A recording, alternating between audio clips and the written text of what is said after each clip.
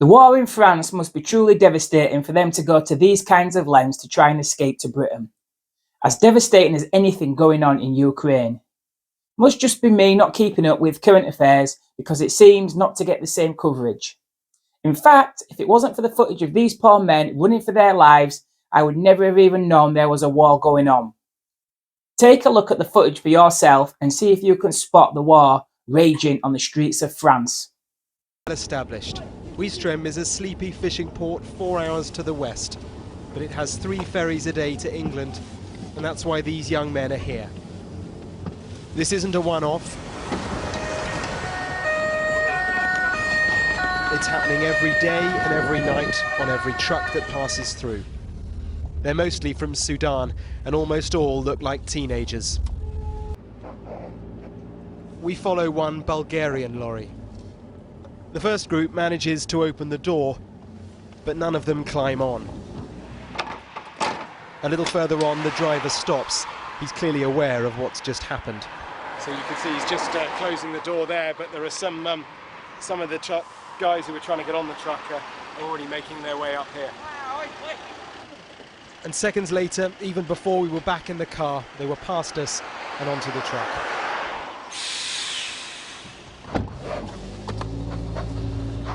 The route down to the port here is not like larger ports, Calais or Dunkirk, where motorways lead straight to the dockside. Here the trucks must snake through the town. It makes them much more vulnerable to this. The police are there. The police do what they can with the resources they have. Around our car, the young men don't like being filmed. So even right in front of the police there, they're trying to get on.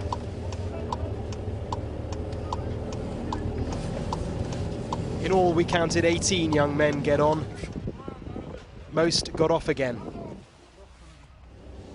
But 4, maybe 5, it was hard to see, made it to the port entrance. There, where every truck is checked, 4 were discovered. We can't be sure, but it's possible one remained inside. A little later, a few of them agreed to talk to us. How old are you? I am? Yeah. I am 16. You're 16, and you? 17 years old. 17, and you? 16. 16? 14. 14. Yeah. Okay, and you're all from Sudan? Yeah, Yes. all here from Sudan. And why England? England is good. Good. How do you know England's good? My family here, my brother, big in England. Your brother is in England? Yeah. And how did he get to England? On the trucks? Yeah, here. Here? Yeah. He was here? Yeah, in here I'm going England. And he told you to come here? Yeah. Yeah. We watch another trucks dash to the port. Maybe I'm not looking properly, but I can't see any tanks or troops closing in. Though they must just be out of shot if those men are chasing trucks down the road like that. Same with this footage of the boats.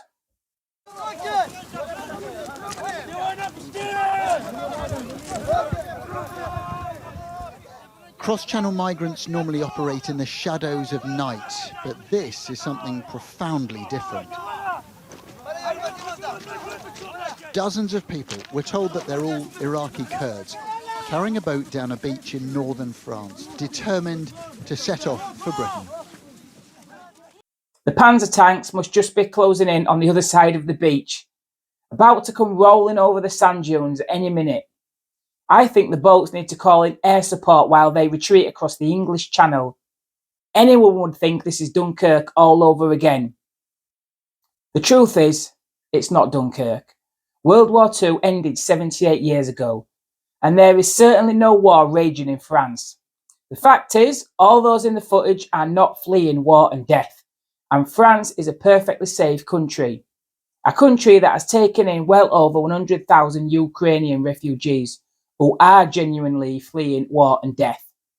Even if the men in the footage have come from war-torn countries originally, they are now economic migrants once they try leaving France for the UK.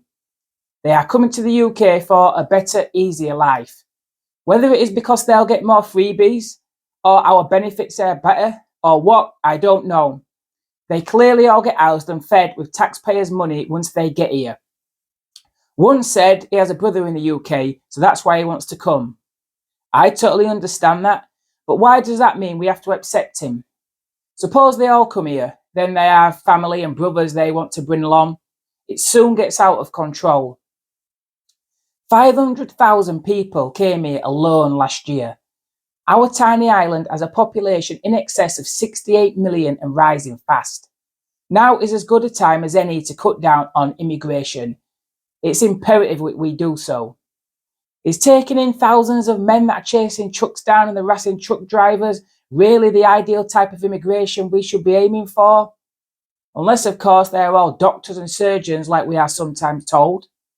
I'm pretty sure the British public would say it's an emphatic no.